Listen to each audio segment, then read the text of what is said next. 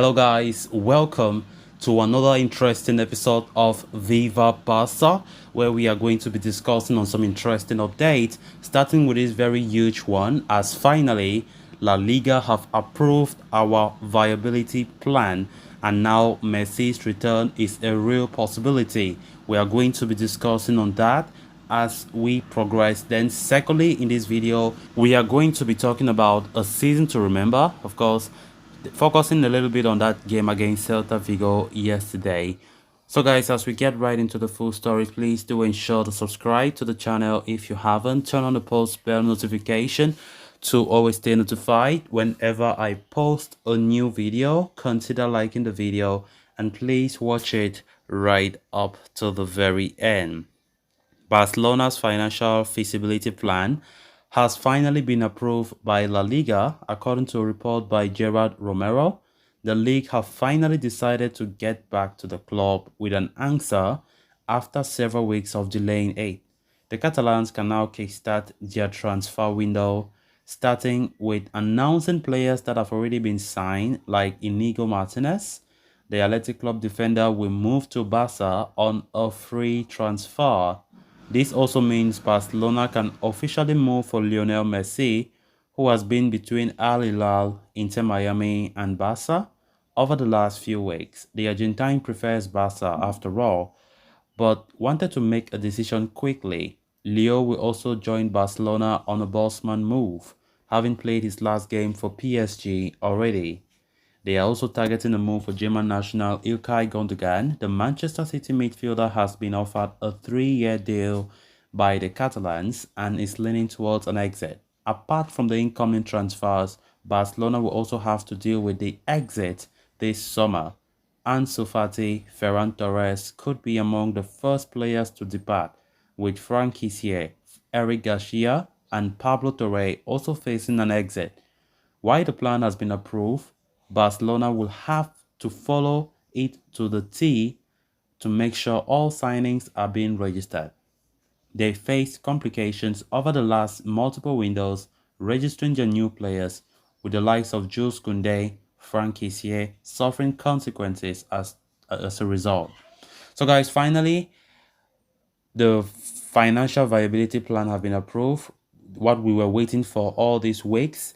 And even, yeah, we know there were optimism in the Barca camp that it will be approved, but the delayance, there was a lot of nerves, there was a lot of, fear around the camp.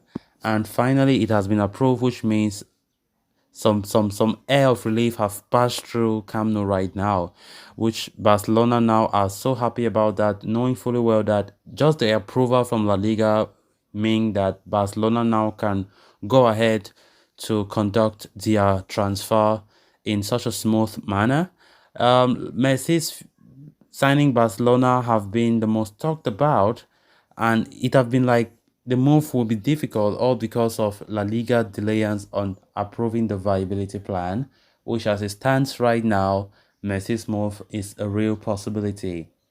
Of course, there were earlier reports today saying that after it was approved, Messi's father, George Messi, who is also his agent, have called President Laporta and they have met already to start discussing on the possibility of Messi joining the club, which come as a great news for us, the coolers. Of course, La Liga took its time, to be honest. They really took time. They never wanted to rush things. They were cross-checking to ensure that everything was accurate in that feasibility plan submitted by Barca almost a month ago.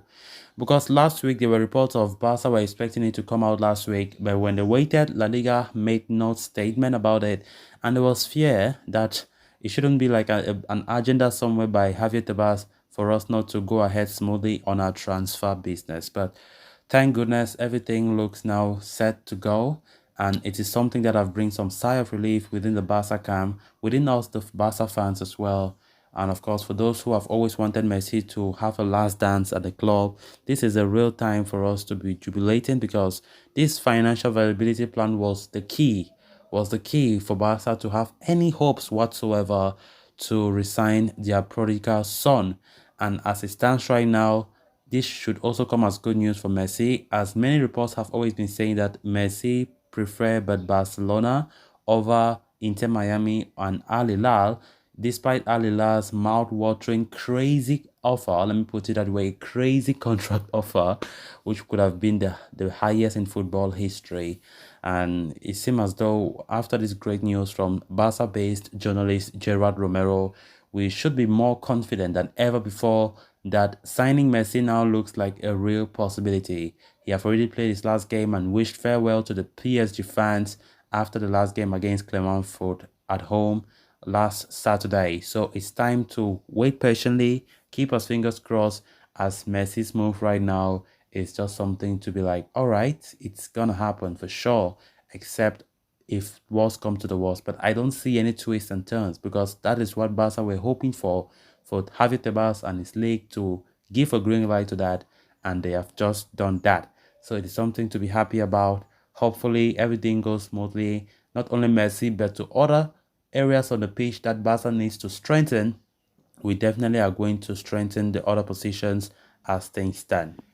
Then on to the final story of discussion. Gabriel Vega fired 2 goals past Barcelona on Sunday night to save Celta Vigo from relegation. The Catalans, for their part, were dismal for most of that game, and it was difficult to say that the result was undeserved. I think the Galicians deserve that.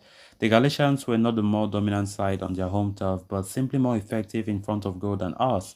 With just 28 possession percent, they managed to take 12 shots, including 9 on target. Xavi's men struggled to defend Celta's lethal counters and thus saw the course of Balaidos continue. Barcelona's only consolation on the night came through a late goal from Ansu Fati. It was, however, not enough to trigger a comeback. So, of course, let's talk a little bit about some interesting parts about that game. Ansu Fati's late resurgence. This one concerns the whole season, by the way. Ansu Fati only played final 30 minutes of that game yesterday, but that was enough for him to leave his mark. The young star got onto the score sheet in a game where Barca were struggling in front of goal and once again showed the world why he is so highly rated. The La Masia star required just 15 minutes after coming on to score for his team. In the 78th minute, he timed his run beyond Celta Vigo defense exquisitely and got on the end of Dembele's cross to slam home the team's consolation goal. Of course, this season has not been an easy one for Ansu. Coming back from injury, many felt that it would be Fati's time to shine, but unfortunately it wasn't. He started only 12 of Barca's 38 league games this season and averaged 39 minutes per game across 36 appearances. He does finish the season as the team's second highest scorer, but only thanks to a late resurgence. The game against Mallorca last weekend, we saw Fati scoring 2 goals. Of course, he really impacted that game that time. And of course, his confidence on the field was also really glaring yesterday because of that 2-0 against Mallorca. We saw it yesterday after that crazy goal. So the 20-year-old was close to his best. He was leader in front of goal, completed 1 dribble yesterday and won 2 duels in just 27 minutes of play, and now puts the Barca administration into serious consideration over his future. Needless to say, preseason will be a critical factor in determining Ansu's situation. So guys, with that, we have come to an end of this episode. Thanks a lot for watching. Until next time, bye bye.